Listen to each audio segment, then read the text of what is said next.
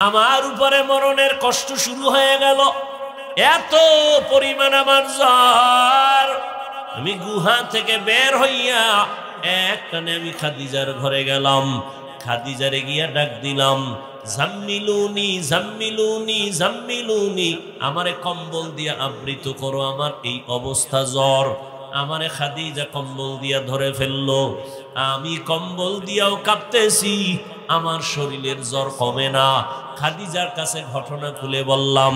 খাদিজা ডাক দিয়া কয়, রহমতের নবী, কোনো টেনশন করবেন না, আপনার উপরে ঈমানের সার্টিফিকেট চলে আসছে, নবুয়তের দলিল নিয়ে আসছেন, আমার আল্লাহ দিছেন কোরআন।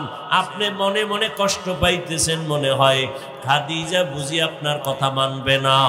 ইতিহাস সাক্ষী হয়ে থাক, আপনার হাতে প্রথম কোরআনের দাওয়াত আর ঈমানের কালেমা আমি খাদিজা কবুল করে নিলাম। কিয়ামতের ময়দানে আল্লাহ যদি কোটি কোটি কোটি মানুষের সামনে বলেন, আমার রহমতের মায়ার নবীর হাতে প্রথম কালেমার হাতটাকে লাগাইছো, দাঁড়াও, আমি তাকে পুরস্কার দিব। হাসরের ময়দানে একজন পুরুষও দাঁড়াবার ক্ষমতা পাবে না, একজন নারী দাঁড়ায় বলবে, রহমতের নবীর হাতের প্রথম মুসলমান আমি খাদিজা। কোন বেঈমানের গোষ্ঠী বলে নারীর সম্মান ইসলাম দেয়নি? যারা বলে এদের মতো নিকৃষ্ট বেঈমান মুনাফিক আর কেউ নাই। আল্লাহ যদি কিয়ামতের ময়দানে জিজ্ঞাসা করে, আমার দিন জিন্দা রাখার জন্য, আমার মদিনাওয়ালার কালেমা পতাকা উড্ডীন করার জন্য কে ময়দানে আগে রক্ত দিয়েছো, দাঁড়াও, আমি তাকে আজকে পুরস্কার দিব। দুনিয়ার কোন পুরুষ দাঁড়াতে পারবে না, একজন নারী দাঁড়ায় বলবেন, আল্লাহ, রহমতের নবীর কালেমা উঁচু করার জন্য আমি একটা নারী প্রথম শহীদ হয়েছি, শাহাদাত বরণ করেছি, আমি সুমাইয়া রাদিয়াল্লাহু আনহা। একজন পুরুষও দাঁড়াতে পারবে না। দিন ইসলামের জন্য এক দেশ থেকে অন্য দেশে মানুষ যায়, এটাকে হিজরত বলা হয়। মদিনায় হিজরত করলেন আমার নবী।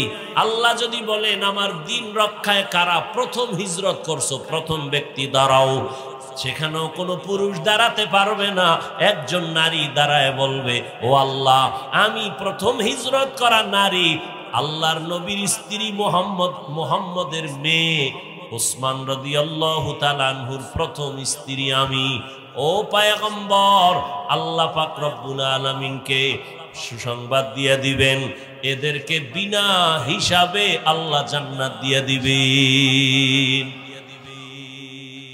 খাদিজা রাদিয়াল্লাহু আনহা কালেমা পড়ে ফেললেন, দাওয়াত কবুল করে ফেললেন। রহমতের নবী এবার আর কম্বল ফালাইয়া ময়দানে বের হয়ে গেলেন, আর ঘুমাবো না, দাওয়াত শুরু হয়ে গেল। 40 বছরে কোনো দাওয়াত নাই, কোরআন নাজিল শুরু, এবার দাওয়াত শুরু। আমার টোটাল আলোচনার মূল পয়েন্ট, হেরা গুহায় জিব্রাইল যে চাপ দিলেন, কয়টা প্রশ্ন, 3 চাপ দিলেন কেন? নাম্বার 2, প্রথম 2 চাপে নবী বলছেন আমি পড়তে জানি না। তৃতীয় চাপে নবী চুপ থাকলেন কেন? এই একটা পয়েন্ট বলেই আমি শেষ করব। প্রথম 2 চাপে নবী বললেন পড়তে জানি না। তৃতীয় চাপে নবী চুপ থাকলেন কেন? চুপ থাকার এক জবাব হলো, তৃতীয় চাপে চুপ থাকার এক জবাব হলো, জিব্রাইল একটা রেশমি রুমালে আয়াতগুলো লেখা আরশে আজিম থেকে আসছেন, নবীকে দেখাইছেন, ইকরা। নবী তো উম্মি, নবী তো পড়তে জানেন না। যেমন হুদাইবিয়ার সন্ধি যখন হয় কাফেরের সাথে, কমপ্লিট লেখছে হযরত আলী সন্ধিনামা, তো লেখছে মুহাম্মাদুর রাসূলুল্লাহ, এই কথা লেখছে। এখন কাফেরেরা কয় রসুল লেখা যাবে না, রসুল যদি লেখো তা তো রসুল হইয়েই গেল, তাই আমরা আর সন্ধি থাকে কি? আমরা তো মুহাম্মদকে মানি, ওরে রসুল মানি না, কাটো। ওমর এখানে বাবা গরম, নবী কয় ওমর থামো, খবরদার। শেষ পর্যন্ত নবী বলেন আলী ওদের সাথে আর তর্কে যাওয়া যাবে না। এই আলী, তুমি যেখানে রসুল শব্দটা লেখছো এটা তুমি কেটে দাও। কে বলছেন? এই কথা বলেন না কেন? কে বলছেন? নবীজি। কার কাছে বলছেন? আলীর কাছে। রসুল শব্দ কেটে দাও। আলী কয় আপনি কি রসুল না? অবশ্যই রসুল, তা আমি পারবো না। নবী বলে তাই কাগজটা আমারে দাও, চুক্তিনামাটা। নবী কাগজ আনছে, নবী তো পড়তে জানেন না। এই রসুল লেখছো কই? আঙ্গুল দিয়ে ধইরা দেখা। তো হযরত আলী চুক্তিনামাটা নবীর হাতে দিছেন। এবার লাইনে ধরা, এই যে লেখা রসুল। নবী আঙ্গুল মোবারক দিয়ে একটা টান দিছেন, লেখা মুছে গেছে। নবী হলেন উম্মি, পড়তে জানেন না। তো জিব্রাইল রেশমি কাপড় ধইরা কয় ইকরা, পড়েন। তো নবী বলেন মা নবী কারিন, আমি পড়তে জানি না। আবার বললেন ইকরা, নবী বলেন আমি পড়তে জানি না।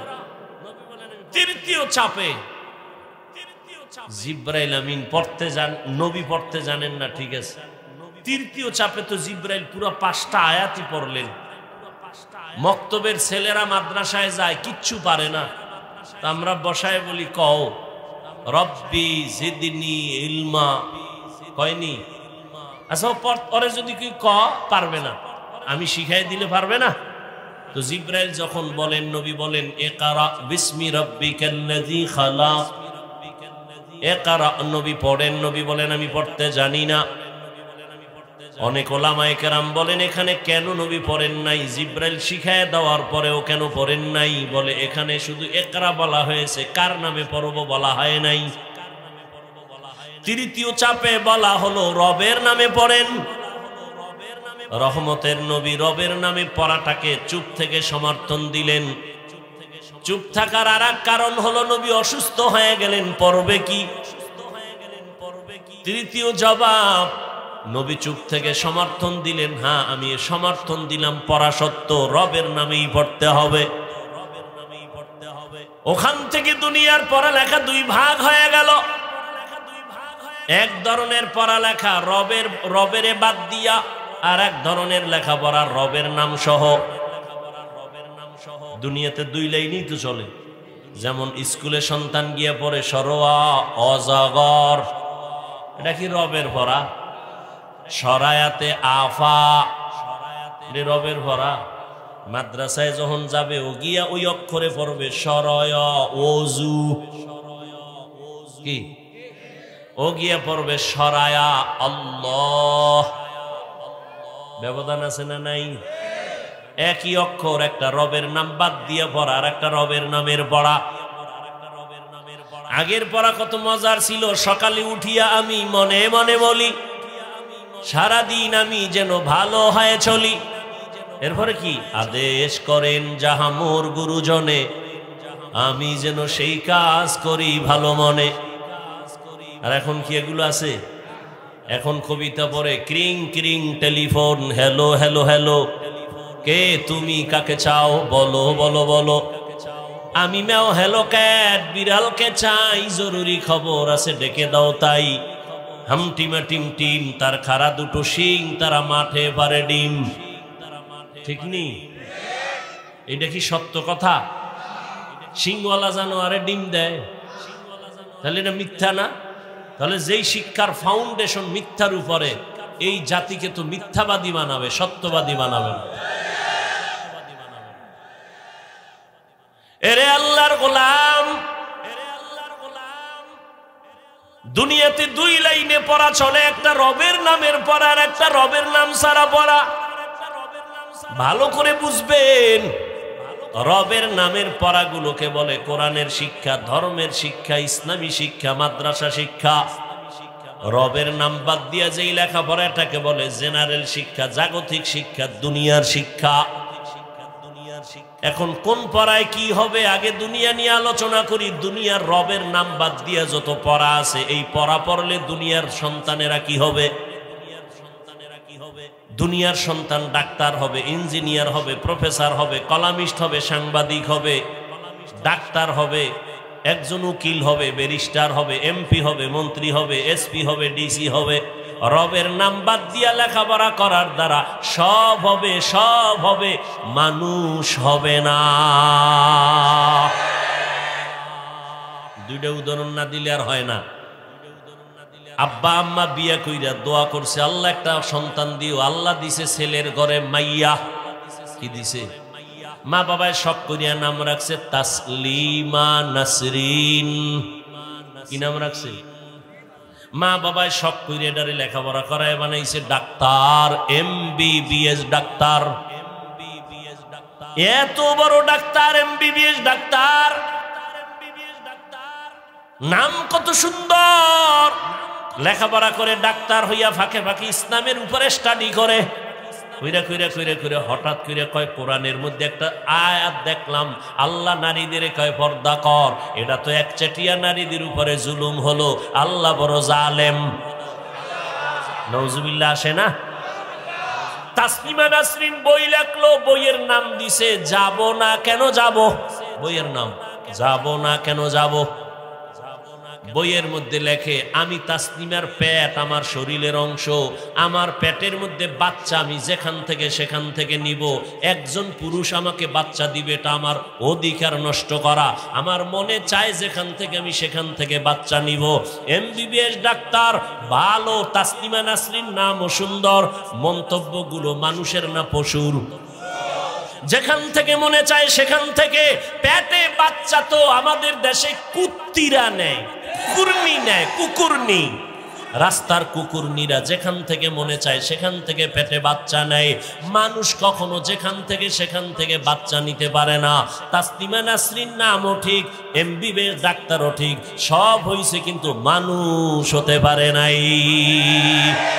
গর্বা সুরত আদমি ইনসাবুদে আহমদবু জাহলো হামেক সাবুদে আদমিরা আদমিয়ত লাজবাস ঔদে রাগর বুন বশদহি জামাস। ঢাকা কলেজের প্রফেসরের নাম আহমদ শরীফ। নাম কি? কোন কলেজের প্রফেসর? কলেজের মধ্যে একদিন ঢুইকাই কয়, ছেলে মেয়েরা আমারে চিনুস নি? কয় স্যার চিনবো না মানি। বল আমার নাম কি? কয় জানি। বল। বলে বেদবি হবে, বলবো না। শোন আমি বলি আমার নাম আহমদ শরীফ। বলে জি স্যার। আজকে থেকে শুনে রাখ। শুনছো জীবনে কোরআন শরীফ? জি স্যার। শুনছো হাদিস শরীফ? জি স্যার। শুনছো মক্কা শরীফ? জি স্যার। শুনছো মদিনা শরীফ? জি স্যার। শোন আজকে থেকে মক্কা শরীফ বাদ, মদিনা শরীফ বাদ, কোরআন শরীফ বাদ, হাদিস শরীফ বাদ। আজকে থেকে তোদের জন্য আমি আহমদ শরীফ যথেষ্ট। এই বেঈমান, এই কুলাঙ্গার মরার আগে সন্তানের বলে গেছে, আমি মরণ বিশ্বাস করি না, কবর বিশ্বাস করি না, যদি মইরাই যাই আমারে কবরে দিবি না। সান কভাল্লা বেঈমানের ঘরের বেঈমানের আর কবর হয় নাই। মরার পরে ছেলে মেয়েরা বাবার লাশটা হসপিটালে দান করে দিয়েছে। এমন কপাল, ওর কবর নাই। কেউ জিয়ারত করতে গেলে দুনিয়াতে আর কবর পাবে না। আহমদ শরীফ ঢাকা কলেজের প্রফেসর, এত সুন্দর শিক্ষিত। সব হইছে, সব হইছে, কি হয় নাই? কি হয় নাই? আদমিরা আদমিয়ত লাজেমাস্ত। এই এমন ফিডা দরকার। চিন্তা করেন, একটা বাচ্চা ওর কাছে মা দিছে নাইলে বাবা দিছে। এই মা বাবারে কে হেদায়েত দিবে? কিছু বলার নাই। এদেশে ওয়াজ মাহফিল না থাকলে কি যে হইতই মানুষের চরিত্র। আর মোহাম্মদের উম্মত যদি না হইতাম তো ঘুমের থেকে উঠে যুবকেরা মোবাইল চালাইয়া ঘুমাইয়া উঠে দেখতি তোর চেহারা বান্দর, শুকর। খালি মোহাম্মদের উম্মত হওয়ার কারণে আল্লাহ লজ্জা দিবেন না, আল্লাহ ওয়াদা করছেন। আহ এরে আল্লাহর গোলাম, তাহলে রবের নাম বাদ দিয়ে লেখাপড়া করলে ডাক্তার হওয়া যায়, ইঞ্জিনিয়ার হওয়া যায়, প্রফেসর হওয়া যায়, সব হওয়া যায়, কি হওয়া যায় না? এখন আমার জেনারেল লাইনের কলেজ ভার্সিটির ছাত্ররা, ছেলেমেয়েরা রাগে ফায়ার প্রশ্ন করবে বাপ, তো আমরা কি কলেজ ভার্সিটিতে পড়িয়া কি অমানুষ? ভালো করে লিখে রাখরে যুবক, বাংলাদেশে একজন, আমি অহংকার না শকর আদায় করে বলি, যুবক ছেলে মেয়ে স্কুল কলেজের ছাত্র ছাত্রীদের সাহস দিয়া আমি যেই বয়ান করি, বাংলাদেশের দ্বিতীয় কোনো বক্তা এই বয়ান করে না। আমি প্রত্যেকটা কলেজ ভার্সিটির ছেলে মেয়েদের বলি, স্কুলে পড়ো, কলেজে পড়ো, চাকরি করো, ব্যবসা করো, স্কুল ছাড়বি না, কলেজ ছাড়বি না, ডাক্তার হও, ইঞ্জিনিয়ার হও, প্রফেসর হও, একজন সাংবাদিক হও, একজন এমপি হও, মন্ত্রী হও, ডিসি হও, এসপি হও, একজন তুমি ব্যবসায়ী হও, চাকরিজীবী হও, খবরদার স্কুল কলেজ বাদ দিও না। হুজুর হইতে মাদ্রাসা আসার দরকার নাই, কারণ আমাদের প্রত্যেকটা মাদ্রাসায় ওভার ছাত্র, হুজুর অনেক বেশি, মুফতির অভাব নাই, মুহাদ্দিসের অভাব নাই, ইমামের অভাব নাই, বক্তার অভাব নাই, এত হুজুর। কলেজ ছাইরা আমগো হুজুর বানানোর দরকার নাই, বরং আমার দেশে ডাক্তারের অভাব, ইঞ্জিনিয়ারের অভাব। ওই তাসনিমার মতো ডাক্তারে জাতি চায় না, আহমদ শরীফের মতো প্রফেসরে জাতি চায় না। ডাক্তার এই জাতি চায় আদর্শবান ডাক্তার, ডাকাত না। ডাক্তার নামের কি চায় না? ডাকাত। এ জাতি চায় আদর্শবান ডাক্তার, যার ব্যবহারে রোগী অর্ধেক সুস্থ হয়ে যাবে। আদর্শবান ডাক্তার হইও, আদর্শবান ইঞ্জিনিয়ার হইও, প্রফেসর হইও, তবে আমার দাবি বেয়াদব হইও না। বলে বেয়াদব হইও না, কথার ব্যাখ্যা হলো 3 জায়গায় জীবন গেল, কল্লা যাবে, বেয়াদবি করবি না তোর জীবন শেষ। 1, মা বাবার সাথে বেয়াদবি করবি না, তো মরার আগে পঙ্গু হয়ে যাবি। 2, শিক্ষকের সাথে বেয়াদবি করবি না, তো শিক্ষা জগৎ থেকে হারায় যাবি। 3, আলেমের সাথে বেয়াদবি করবি না, তাহলে চরিত্র থেকে চরিত্রহীন হয়ে যাবি। 3 জায়গার থেকে বরদোয়া নয় বরং দোয়া নাও। আমি হাফিজুর রহমান, কেন তুমি পরীক্ষায় পাশ করেছো, পিছনে তোমার মা বাবার দোয়া, মায়ের দোয়া, চোখের পানি না থাকলে এই চেয়ারে আমি বসতে পারতাম না। মা বাবার চোখের পানি আর দোয়ার কারণে আজকে তুমি টাকার মালিক, বাড়ি গাড়ির মালিক। মা বাবার চোখের পানি আর দোয়ার কারণে তুমি আজকে সম্মানের জায়গা পেয়েছো। ওই মা বাবার দোয়া নাও, আলেমের দোয়া নাও, শিক্ষকের দোয়া নিয়ে সামনে আগাও।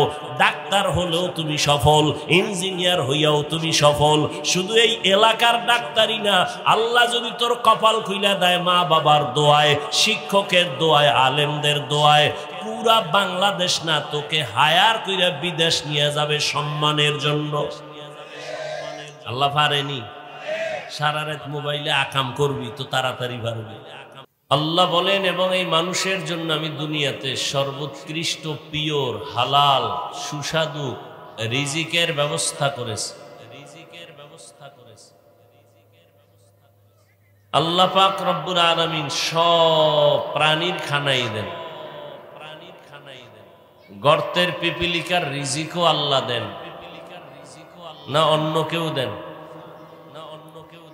গর্তের পিপিলিকার খানাও আল্লাহ দেন, নদীর মধ্যে হাজারো ধরনের প্রাণী, মাছ সহ আল্লাহ এর রিজিকও দেন। জঙ্গলের হাজারো প্রাণীর খানা আল্লাহ দেন, উড়ন্ত পাখির খানাও আল্লাহ দেন।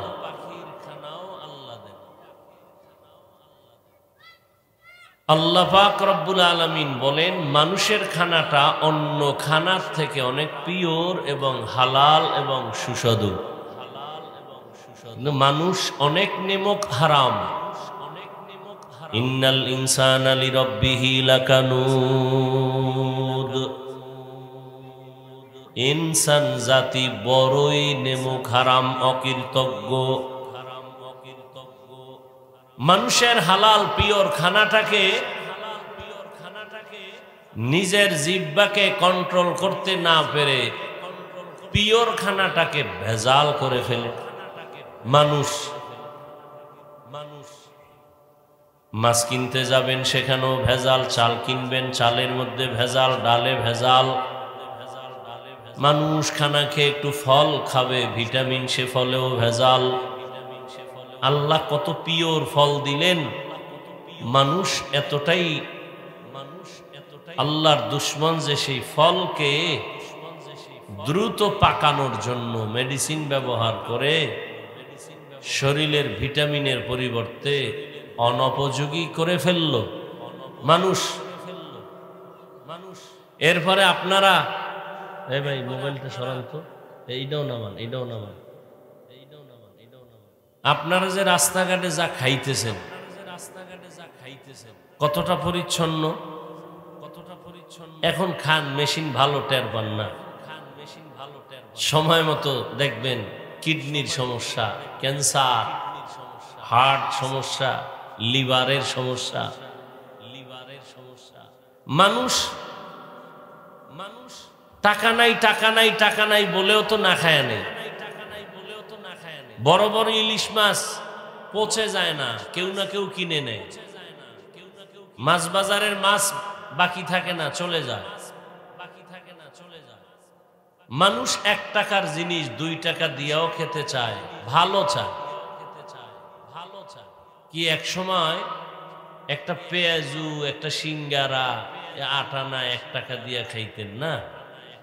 এখন যদি বলে 5 টাকা, তো দেওয়ার লোক নাই, তাহলে 5 টাকা দিয়ে নাও, আরো 1 টাকা বাড়াও, কিন্তু তেল কেন ভেজাল? নিমক হারাম মানুষ, নির্লজ্জ বেহায়া মানুষ। তুমি 5 টাকাটা আরো 1 টাকা বাড়ায় নাও, মানুষকে পিওর খানা দাও।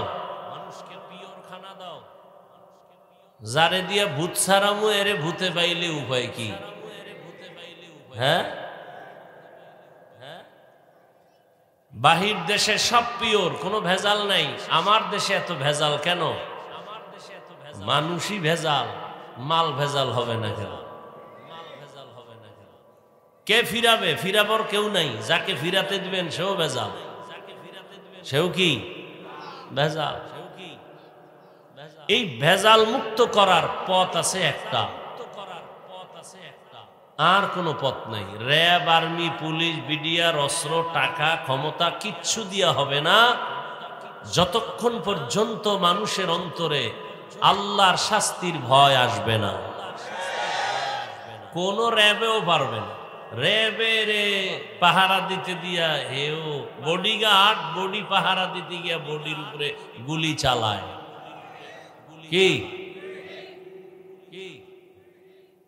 বড় মুসিবত, বড় মুসিবত। এই জন্য আমি প্রায় প্রোগ্রামে বলি, এ জাতির জন্য উলামায়ে কেরাম হলো স্বর্ণের মতো দামি এক সম্পদ। উলামায়ে কেরামে জাতির কলিজার বন্ধু, এছাড়া আর কোনো বন্ধু নাই। সব চান্দাবাজ আর ধান্দাবাজ। উলামায়ে কেরাম নিজের জীবনকে উৎসর্গ করে দিয়ে মানুষের জন্য জীবন বিলায়া দেয়। র্যাব, আর্মি, পুলিশ, বিডিআর সরকারের টাকায় লেখাপড়া করে অস্ত্র হাতে দিয়েছে, যাও সন্ত্রাসী বন্ধ করো, দুর্নীতি বন্ধ করো। সফলতা হয়েছে, কিন্তু টাকা ছাড়া, নিজের টাকা খেয়ে না খেয়ে, ডাউলের পানি আটার রুটি খেয়ে এদেশের দাওয়াত ও তাবলীগ, পীর, মাশায়েখ, উলামায়ে কেরাম, মাদ্রাসাওয়ালারা মানুষের বয়ান করে করে করে করে লক্ষ লক্ষ লক্ষ লক্ষ দুনিয়াদারকে আখেরাতমুখী করেছে, চাঁদাবাজকে চাঁদা মুক্ত করেছে, সন্ত্রাসী তসবিহ নিয়ে মসজিদে ঢুকছে। সরকারের 1 টাকাও লাগছে, কিন্তু এরপরও দুনিয়াদার তো ভয় পায়। সমস্ত বেঈমান সন্ত্রাসীরা জানে হুজুর বা মুসলমান দুর্বল, টাকা নাই, গরিব, কিচ্ছু নাই। এরপরও কেন ভয় পায়? মুসলমানের কাছে যে সাহসটা আছে, এই সাহস কোনো বেঈমানের নাই। এর মধ্যে আবার যাদের ঈমান আমল সুন্দর, এদের সাহস আরো বেশি। এই পাওয়ার কে দিয়েছেন? তো এই যে সারাদিন বাচ্চারা পাগল, আইসক্রিম খাবো, চকলেট খাবো, খাইতে খাইতে মাও দেয়, না গেলে স্কুলে যাবে না, পড়তে যাবে না। পরিণাম ফলে কি হইল? বাচ্চার পেটে সমস্যা, দাঁতগুলো সব নাই। মানে 40 বছরের পরে যেই দাঁত থাকার কথা, এটা 4-5 বছরই শেষ। আইসক্রিম খাইয়া দাঁত শেষ, পেট শেষ, সব ভেজাল আর ভেজাল। ভোক্তা অধিদপ্তর তো মাঝে মাঝে দেখায়, আর এখন তো মিডিয়ার যুগ, সব ওপেন হয়ে গেছে, গোপন রাখার কোনো সুযোগ নেই। কেন, কি প্রয়োজন? আম গাছে হইছে, আল্লাহ দিছেন 1 মাস অপেক্ষা কর, আমি পাকায় দেব ভিটামিন। না, আমার জিহ্বা কুত্তার থেকেও বেড়ে গেছে, আমি 1 মাস অপেক্ষা করতে পারবো না, আমি মেডিসিন গাছে মাইরা নামায় ফেলাবো। আল্লাহ সব ভাইকে হেদায়াত দান করেন। আল্লাহ বলেন মানুষের খানা পিওর, আর পিওর খানা কাউকে দেন না। পিপিলিকার খানাও পিওর না, মানুষের খানা এত পিওর। কাবার করে দিছেন, তুমি ভাত খাবা চাল কাবারে, রুটি খাবা গম কাবার করা, কলা খাবা কাবারে, আপেল খাবা কাবারে ঢুকানো, তুমি কাঁঠাল খাবা সুস্বাদু কাবার করা, কাবার খুলে এরপরে খাও, তরমুজ খাবা কাবারে আটকানো। প্রত্যেকটা খাদ্য আল্লাহ পাক সুন্দরভাবে পিওর রেখেছেন, যাতে বান্দার শরীরের কোনো ক্ষতি না হয়। কিন্তু আমরা ভেজাল শুরু করেছি। তো বলতেছিলাম, দুনিয়াতে আল্লাহ মানুষ বানাইয়া মানুষকে যেন শান্তির জীবন যাপন করতে পারে, সে ব্যবস্থাও কে দিছেন? মোবাইলওয়ালা মোবাইল বানাইয়া মোবাইলটা কিভাবে চালাইলে মোবাইল সুস্থ থাকবে, এটা ক্যাটালগ দিছেন না? দিছে। ক্যাটালগ যারা বুঝে না, তোমাকে উপায় কি? মোবাইলে ঝামেলা হলে কয় মোবাইলের হসপিটালে যাও, গিয়া ওখানে ডাক্তার আছে, ওখান থেকে পরামর্শ নিয়ে মোবাইল ঠিক করো। যেহেতু তুমি ক্যাটালগ বুঝো না। দুনিয়ার মানুষকে আল্লাহ সৃষ্টি করে ক্যাটালগ দিছেন কোরআন। কি দিছেন? আপনি কোরআন পড়তে পারেন না, উপায় কি? বলে কোরআন পড়নেওয়ালা ডাক্তার আছে, ওলামায়ে কেরাম, তাদের কাছে যাও। ওলামায়ে কেরাম যে পরামর্শ দিবে, ওই পরামর্শ অনুযায়ী চলো।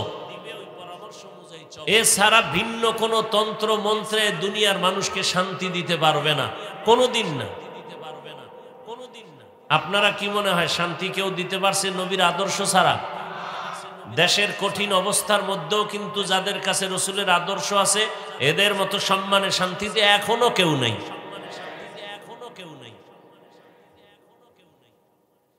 টাকা শান্তির ঠিকানা, বাড়ি গাড়ি শান্তির ঠিকানা না। কি লাভ হবে? 10 তলা বিল্ডিং আছে দাঁড়ানো, বিল্ডিং ওয়ালা জঙ্গলে ঘুমায়।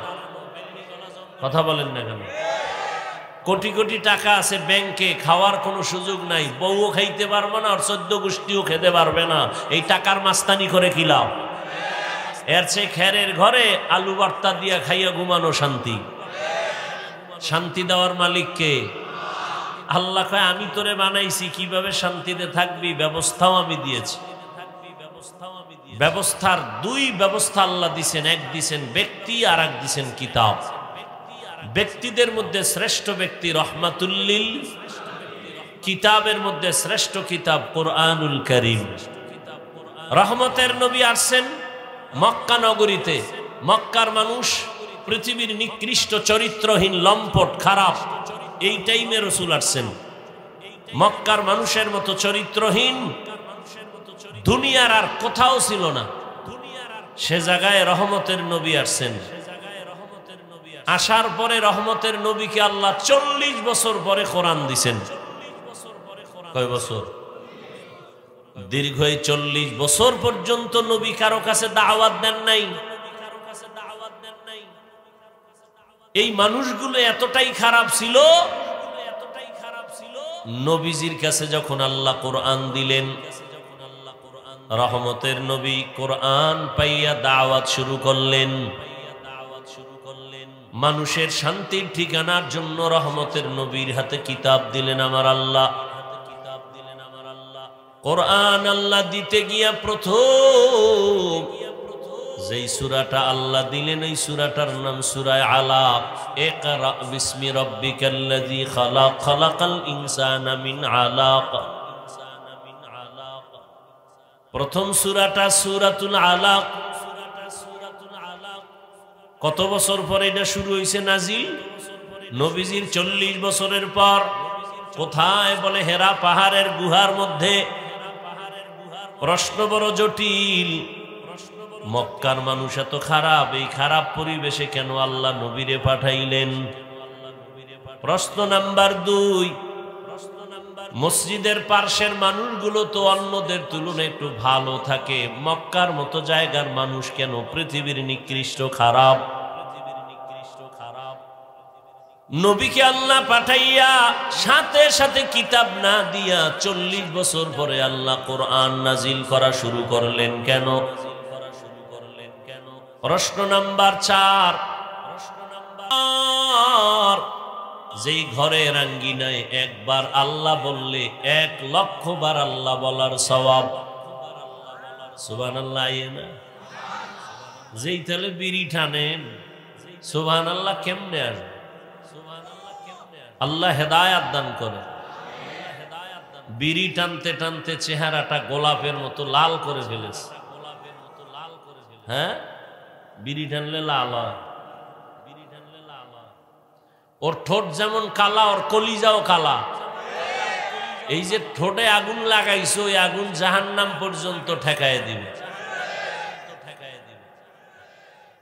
আল্লাহ হেদায়াত দান করে। 40-এর পরে আল্লাহ কোরআন কেন দিলেন? বাইতুল্লাহ এত দামি ঘর, যে ঘরের দিকে শুধু তাকায় থাকবেন, শুধু সওয়াব আর সওয়াব। ইন্না আউওয়ালা বাইতিন উযিআ লিন-নাসি লাল্লাযী বিবাক্কাতা মুবারাকাও ওয়া হুদা মুবারাকাও ওয়া হুদাল লিল আলামিন। বাইতুল্লাহ এমন একটা ঘর, যে ঘরের দিকে তাকাইলেই সওয়াব। দুনিয়ার আর কোন মসজিদ নাই যে মসজিদের দিকে তাকাইলেই সওয়াব। বাইতুল্লাহ এমন একটা ঘর, যেই বাইতুল্লাহর পাশে একটা সিজদা দিলে 1 লক্ষ সিজদার সওয়াব। যেই বাইতুল্লাহর সীমানায় একবার সুবহানাল্লাহ বলবে তো 1 লক্ষ বার সুবহানাল্লাহ বলার সওয়াব। 1 রাকাত নামাজ পড়বে 1 লক্ষ রাকাত নামাজের সওয়াব। প্রশ্ন বড় কঠিন, বাইতুল্লাহর পাশে আল্লাহ কোরআন অবতীর্ণ না করে হেরা পাহাড়ের গুহায় দিলেন কেন?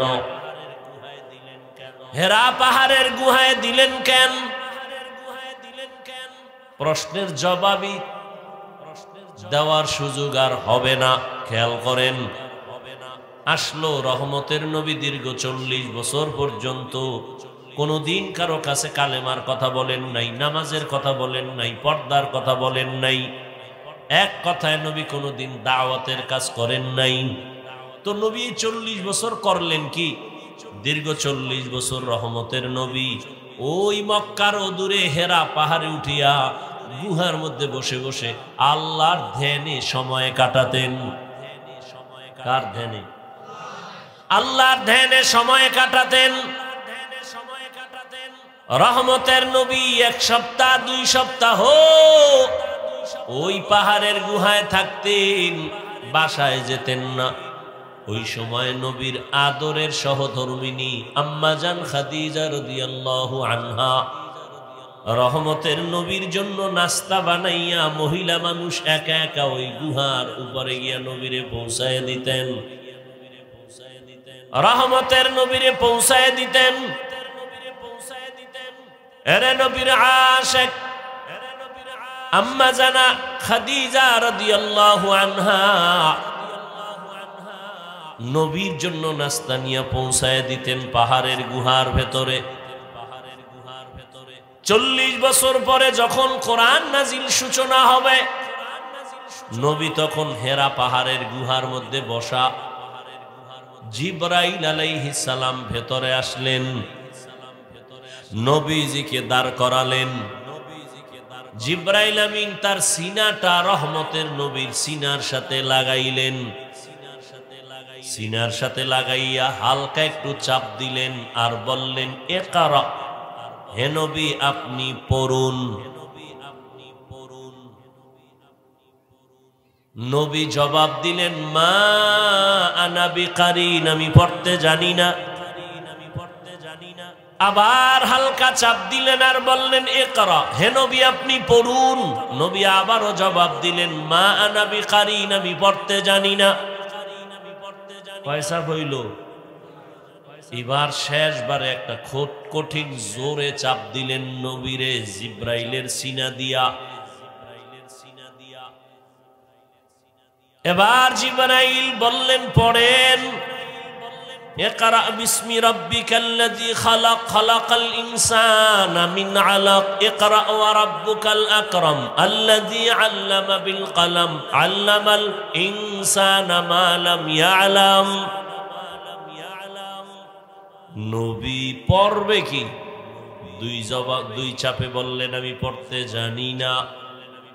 তৃতীয় চাপ যখন দিল, নবী তখন পড়তে জানি বা জানি না কিছুই বললেন না।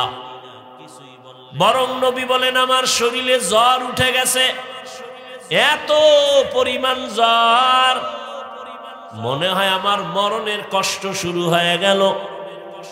এই বাচ্চা, মোবাইল নিছো কেন হাতে?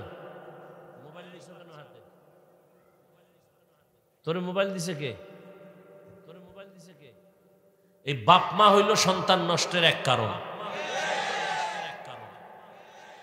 বউ ঠিক মতো তুমি যদি হক আদায় না করতে পারো না, তো বিয়া করছো কেন? রোজা রাখো। মাইয়া পোলার হক আদায় না করতে পারলে সন্তান নিছো কেন? ট্যাবলেট খাও। ছুরি হাতে লইয়া সন্তানের জবাই করা, এটা ডাইরেক্ট। মোবাইল হাতে দিয়া সন্তানকে চূড়ান্ত ধ্বংস করা, এটা ইনডাইরেক্ট। এরা বাবা, এরা মা। কয়েকটা সন্তান বোবা হয়ে রইছে, কোটিপতি। সেদিন এক এসপি দোয়া চাইতেছে, হুজুর দোয়া কইরেন। তো পাশে হের বন্ধু আবার আমার ওয়াজে নিছে। কি সমস্যা? কয় সন্তান, আমার সন্তানের না। কঠিন অবস্থা। এই এলাকায় একটা সন্তান নিয়ে আইছে, হুজুর দোয়া করেন, একটু তেল ভরা পানি ভরা দেন। কথা কয় না সন্তান। বছর কত বয়স? 3-4 বছর হয়েছে। কথা বলে না কেন? মোবাইল দিছো না। হ্যাঁ, তো তেল ভরা পানি কেন? জুতা ভরা দিলেও তোর ছেলে কথা বলবে। হাসেন আপনারা। একটা বয়ান আমার জীবনে নাই যে মোবাইলের বিরুদ্ধে বলি নেই। এই মোবাইল কি তোমার শুধু রাতের ঘুম নিছে? প্রত্যেকটা যুবকের চেহারার মধ্যে কোনো নূর নাই, আলো নাই, উজ্জ্বলতা নাই। সারা রাত্র মোবাইল চালায়া কবিরা গুনাহ কইরা চেহারাটা নষ্ট করে ফেলেছে। এই মোবাইল দিয়া চেহারা খালি নষ্ট। লিখে রাখ, না হয় আজকে বাসায় গিয়া গুগলে সার্চ দিবি, টাচ মোবাইল চালাইলে শরীরের কি কি ক্ষতি হয়। আমি বলে দিই, তুই গিয়া দেখবি। এই মোবাইলের কারণে তোর কিডনি দুর্বল, হার্ট দুর্বল, মেধা দুর্বল, চরিত্র তো নাই। ওই এক মোবাইলের কারণে মায়ের সাথে কত বেয়াদবি করেছো হিসাব কর। বাবার সাথে কত গাদ্দারি করেছো, শিক্ষকের সাথে বেয়াদবি, আলেমের সাথে বেয়াদবি। এই মোবাইলকে কেন্দ্র করে মায়ের টাকা চুরি করেছো, বাবার টাকা চুরি করেছো, বন্ধুর পকেট কাটছো, এরপরে রেডি হইছো, কেউ না দিলে দোকানে ঢুকবি। তাহলে তোর এই মোবাইলে লেখাপড়া শেষ, চরিত্র শেষ, তুইও শেষ। খালি রুহুডা আছে, আজরাইল আইলে তুইও শেষ। তো কপাল যদি পুরে, আমি হাফিজুর রহমান কেন, মক্কা মদিনার ইমাম কেন, স্বয়ং রসুলের বয়ানও কালেমা আসে না। যেই রসুলের চেহারা এক নজর দেখলে 7 দিনের ক্ষুধা থাকে না, যেই রসুলের চেহারা মোহাব্বত দিয়ে তাকাইলে জাহান্নাম হারাম, সেই রসুলকে সামনে দাঁড়ায় 13 বছর দেখছে, কালেমা পড়ে নাই। কত বড় নিকৃষ্ট বেঈমান আবু জাহাল।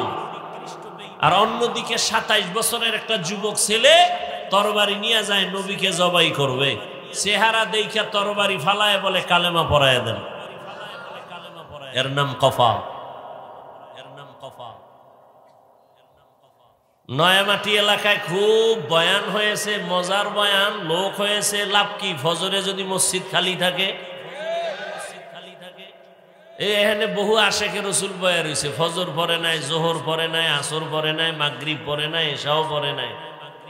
এরপরও কত বড় বেয়াদব, বলে আমার দিল পরিষ্কার। আল্লাহ মোবাইলের গুনাহ থেকে আমাদেরকে হেফাজত করেন। স্বামী আর স্ত্রীর মাঝখানে দেয়াল হয়ে গেছে ঝগড়ার এই মোবাইল, সন্তান মা বাবার মাঝখানে পার্টিশন হয়েছে এই মোবাইল। কি আর বলবো,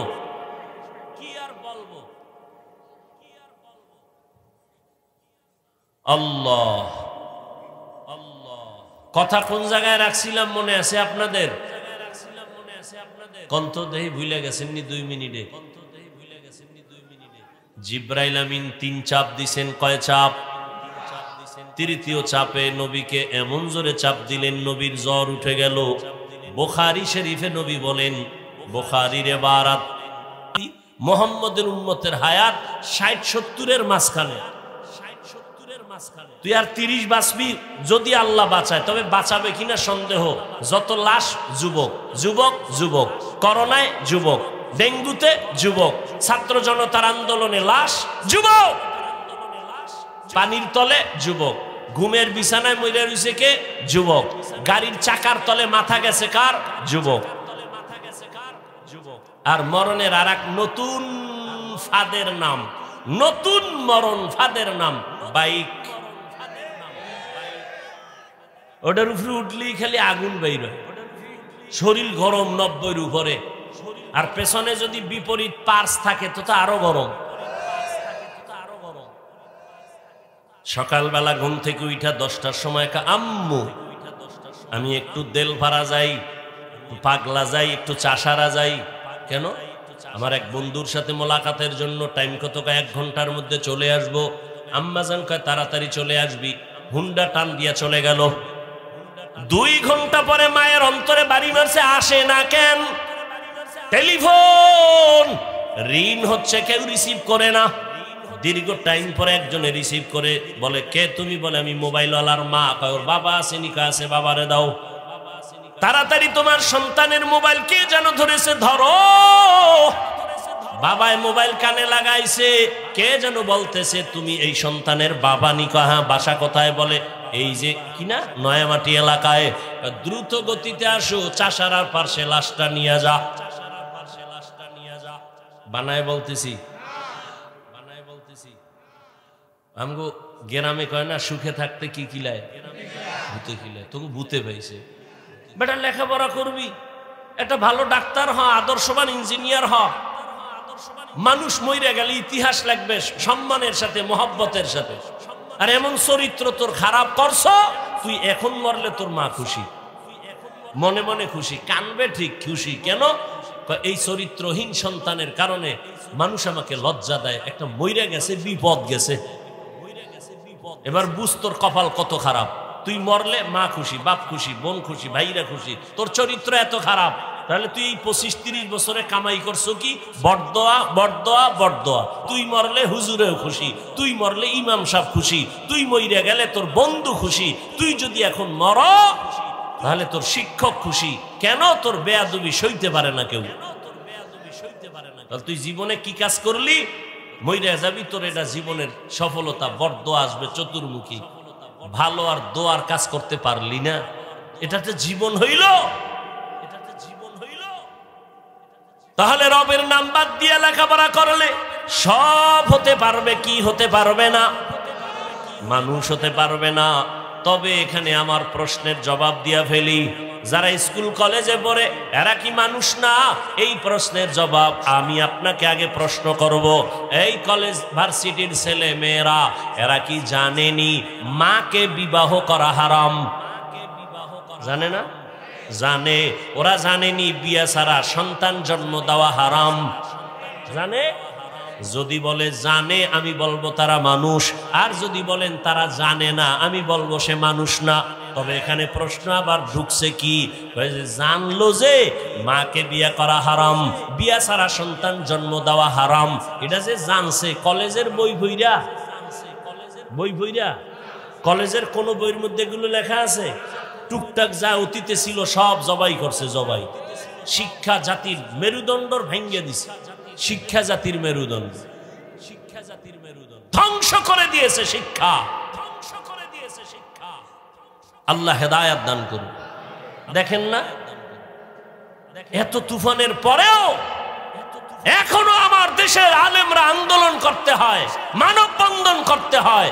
শিক্ষার মধ্যে আবারও সেই কুলাঙ্গারের সেই সবল পড়েছে। এখনো ছাত্র জনতার বৈষম্য বিরোধী আন্দোলনে ইতিহাস, এই যুবকেরা, ছাত্র জনতার বৈষম্য বিরোধী আন্দোলনে ছেলে মেয়েদের পাঠ্য বইয়ের মধ্যে ইতিহাস লেখা হচ্ছে। জানেন আপনারা? কথা কন না কেন? লেখা হচ্ছে লিস্টি হয়েছে, কারা শহীদ হয়েছে। কিন্তু এই জাতির কপাল খারাপ।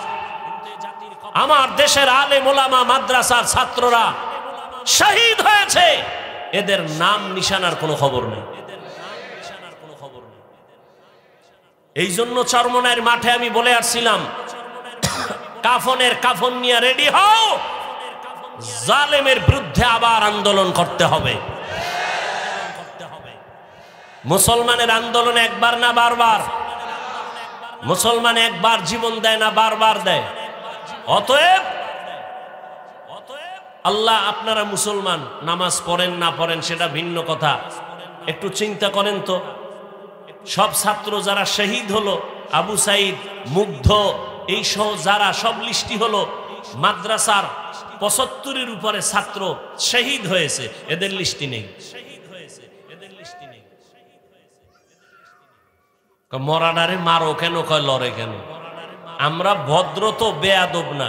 না হয় দেশকে ঠান্ডা করতে শুধু আমরা যদি আলেমরা রাস্তায় নামি বাঁশের লাঠি লইয়া 1 ঘন্টা লাগবে, 1 ঘন্টা মাত্র। আমরা বেয়াদবি শিখি নাই, চামড়া তুলে ফেলার মতো সব বেয়াদবকে সাইজ করার মতো কাউকে দরকার নাই, ওলামায়ে কেরাম যথেষ্ট। সব শহীদদের লিস্টি হইছে, মাদ্রাসার ছাত্র শহীদ হলো, এদের কোনো নাম লিস্টির ঘোষণার খবর নাই। এজন্য বলছি, কাফন কিনে রেডি হও, আবার আন্দোলন করতে হবে। যে জুলুম করবে তাকে ছাড় দেয়া হবে না। আল্লাহ সব ভাইকে হেদায়াত দান করুন। প্রশ্ন থেকে যায়, মাকে বিয়ে করা হারাম? কলেজের বই ভুইরা জানছে? অবশ্যই কোনো না কোনো ওয়েতে কোরআনের ছোঁয়া পাইয়া জানছে। যেমন ঢাকা কলেজে এখন যাবেন, গিয়া দেখবেন অনেক ছেলের মাথায় পাগড়ি, বড় দাড়ি, বড় জামা, মনে হয় মসজিদের খতিব। এই ভাই, তুমি কোন মসজিদের খতিব? বলে, দুঃখ, আমি আরবি তো ভালো পারি না। তা তোমার এই অবস্থা কেন করো? কি কয়, ঢাকা কলেজে পড়ি। এই লেবাস কেন বলো? বলে, আল্লাহর শুকর, আমি কলেজে পড়ি ঠিক, তবে আল্লাহর প্রিয় বান্দা উলামায়ে কেরামের নেক নজর লাগাইছি। তাহলে মাকে বিয়ে করা হারাম জানলো কি কলেজের বই ভুইরা, না উলামায়ে কেরামের সোহবতে গিয়া? তাহলে ফলাফল কি দাঁড়াইলো? তুমি কলেজে পড়ো, ইঞ্জিনিয়ারিং হও, ডাক্তার হও, ইঞ্জিনিয়ারিং পড়ো, ডাক্তারি পড়ো, মানুষ হতে হলে কোরআনের রং লাগবেই। লাগবে না? কোরআনের রং ছাড়া মানুষ হওয়া যাবে? আদমির আদমিয়ত লাজিমাস্ত উদরা গরবুনা বশদহি জামাস্ত আদমিয়ত লাহম শাহম পশতে নিস্ত আদমিয়ত জুজরে জয়ে দোস্তে নিস্ত। ঘুমাইবেন আপনারা? কারো ঘুমাইবো? বাঙালি রাতে ঘুমায় না, যে কয়ে কাঁচা মিশা কথা কয়। সারা রাত মোবাইলের হক আদায় করে, মাইয়া ভোলা বউয়ের হক আদায় না করতে পারলেও সারা রাতের ডিউটি মোবাইলের হক। এক চোরায় কয়, যদি আল্লাহ উসিলায় মাফ করে। অতএব আপনারা এখান থেকে বের হইলেই হাতের গুনাহ, চোখের গুনাহ, জবানের গুনাহ শুরু হয়ে যাবে। আর এখানে যতক্ষণ থাকবেন ওলামায়ে কেরামের চেহারা দেখবেন, বয়ান শুনবেন, কপাল খুলে যাবে।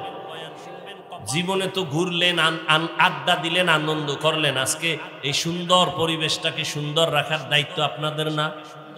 আমাদের বাংলাদেশের প্রথিত যশা, হাজারো লাখো আলেমের উস্তাদ, যাত্রাবাড়ির শায়েখ, তার কলিজার টুকরা জামাতা হযরতুল আল্লাম নিয়ামতুল্লাহ আল ফরিদি দামাত বারাকাতুহুম স্টেজে আসছেন।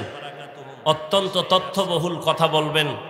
এরপরে বয়ান করবেন আমার ভাই মাওলানা মাহফুজুর রহমান জাবের, সেও বয়ান করবেন। শেষে আপনারা দোয়া করে যাবেন ইনশাআল্লাহ। সবাইকে শেষ দোয়া পর্যন্ত থাকার তৌফিক দান করেন। কেউ যদি উইঠা যান আর কেউ যদি মনে করেন একটু হাত বাড়াই হুজুরের সাথে সাক্ষাৎ দেই, এতে দোয়া পাবেন না। আমার কথা মানলে দোয়া পাবেন, না মানলে দোয়া পাবেন না, অটোবট দোয়া চলে আসবে। অতএব কেউ উঠবেন না, সাক্ষাতের জন্যও যাবেন না। সাক্ষাৎ মনে চাইলে আপনার পাশে, আমি বাসার থেকে 5 মিনিট এখানে আসছি, আপনার যাইতে 10 মিনিট লাগবে। দেখা করতে যাবেন মাদ্রাসায়, সমস্যা কি? ওখানে বসে আপনার সাথে কথা বলবো। কিন্তু মাহফিলের বিশৃঙ্খলা করবেন, দোয়া আসবে না, বড় দোয়া আসবে। চুপচাপ সবাই বসবেন, ধারাবাহিক আলোচনা শুনতে থাকবেন। আল্লাহ আমাকে আপনাদের সবাইকে যে কথাগুলো বললাম সহি তরিকায় আমল করার তৌফিক দান করেন। শেষ দোয়া করে যাওয়ার সবাইকে তৌফিক দান করেন। আমিন। ও আখিরু দাওয়ানা আনিল হামদুলিল্লাহি রাব্বিল আলামিন।